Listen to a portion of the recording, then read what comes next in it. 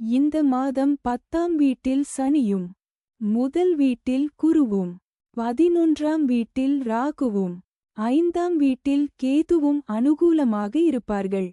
முதல் மற்றும் 6ஆம் வீட்டிற்கு அதிபதியான சுக்கிரன் முறையே 9ஆம் மற்றும் 10ஆம் வீடுகளில் அமர்வதால் இந்த மாதத்தில் நீங்கள் நீண்ட தூரம் பயணம் செய்ய வேண்டியிருக்கும் மற்றும் ஆன்மீக விஷயங்களில் அதிக ஆர்வம் காட்டுவீர்கள்.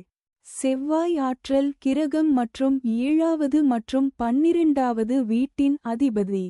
செவ்வாய் கிரகத்தின் இந்த வக்ர நிலை காரணமாக உங்கள் குடும்பத்தில் சில கடினமான சூழ்நிலைகளை நீங்கள் சந்திக்க நேரிடலாம். டிசம்பர் 7, 2024 முதல் பிப்ரவரி 24, 2025 வரை வக்ர நிலையில் இருக்கப் போகிறார். இதன் காரணமாக உங்கள் குடும்பம் மற்றும் தனிப்பட்ட உறவுகளில் நீங்கள் பிரச்சினைகளை சந்திக்க நேரிடும். இந்த காலகட்டத்தில் நீங்கள் புதிய முதலீடுகள் போன்ற பெரிய முடிவுகளை எடுப்பதை தவிர்க்கவும். இந்த காலகட்டத்தில் வக்ர நிலை காரணமாக நீங்கள் ஆற்றல் மற்றும் உற்சாகம் மற்றும் உறவுகளில் பதற்றம் ஆகியவற்றின் பற்றாக்குறையை உணரலாம். குடும்பம் மற்றும் மனைவியுடன் வாக்குவாதங்கள் ஏற்பட வாய்ப்பு உள்ளது. விஷயங்களை அப்படியே வைத்திருக்க மற்றும் மகிழ்ச்சியை அடைய நீங்கள் இன்னும் தயாராக இருக்க வேண்டும் மற்றும் நிறைய திட்டங்களை செய்ய வேண்டும்.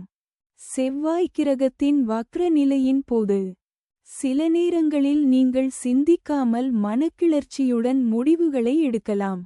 இதன் காரணமாக நீங்கள் இழப்புகளை சந்திக்க நேரிடலாம் அல்லது சிக்கலில் சிக்கலாம். கூட்டாண்மை மற்றும் உறவுகளில் பிரச்சனைகள் ஏற்பட வாய்ப்பு உள்ளது.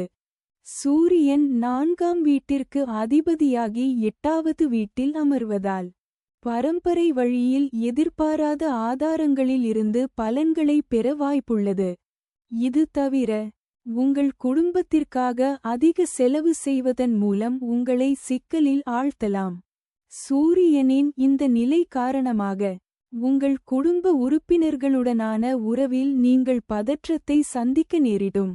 உங்கள் மூத்த சகோதரர் அல்லது தந்தையுடனான உங்கள் உறவில் நீங்கள் பிரச்சினைகளை எதிர்கொள்ள வேண்டியிருக்கும். பரிகாரம்: ஓம் குருவே நம என்ற மந்திரத்தை தினமும் 108 முறை உச்சரிக்கவும்.